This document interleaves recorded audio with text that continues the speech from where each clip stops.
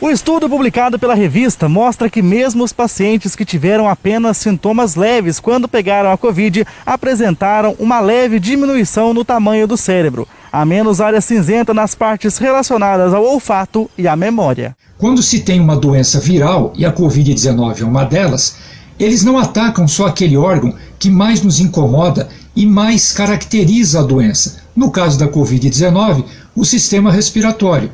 Não. O vírus, eles podem ter ação em diversos sistemas do organismo. É a chamada ação sistêmica.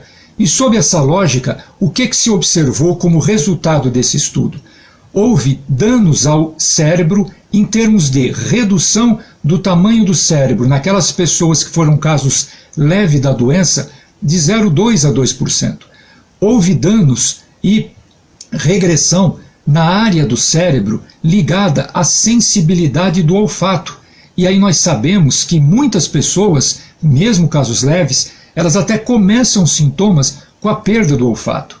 Houve também danos detectados numa região chamada do sistema límbico, parte dessa região, que comanda, por exemplo, a memória e algumas emoções. Ainda não é possível dizer se as mudanças são permanentes ou temporárias, já que o cérebro é capaz de se recuperar. Porém, é fato que muitas das pessoas que haviam se recuperado recentemente da Covid tiveram mais dificuldade em realizar tarefas mentais. O que ainda, pela história recente da doença, não se tem certeza é o quanto esses danos são reversíveis ou não, porque o nosso cérebro tem uma capacidade importante de também regenerar algumas funções. Mas o que preocupa é que casos leves provocaram esse quadro de detecção de danos no nosso cérebro.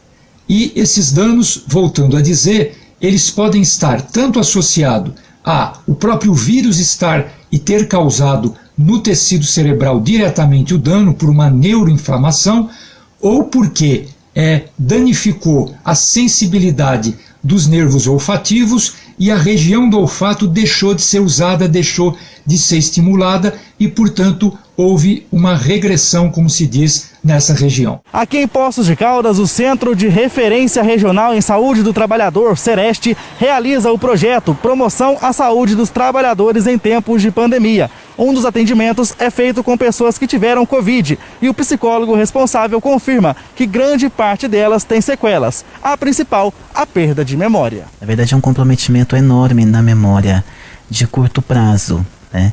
Questões simples do cotidiano, como um anotar na agenda, passaram a ser para eles algo de extrema importância, porque eles não memorizam, vão no mercado, se esquecem.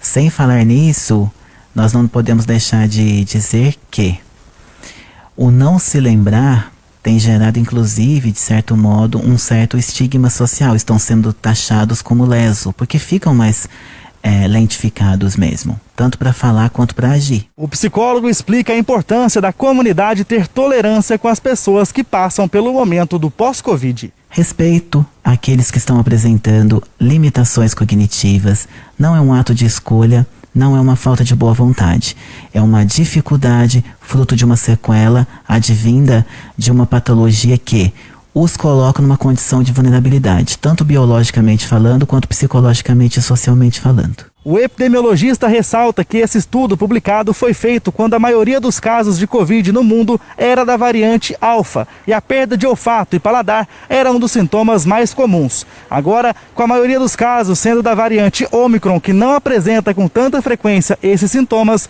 não se sabe dizer se os danos no cérebro serão mais ou menos graves. Nós não temos que achar que casos leves não têm nenhum problema e é importante, portanto, pura e simplesmente evitarmos novos casos da doença.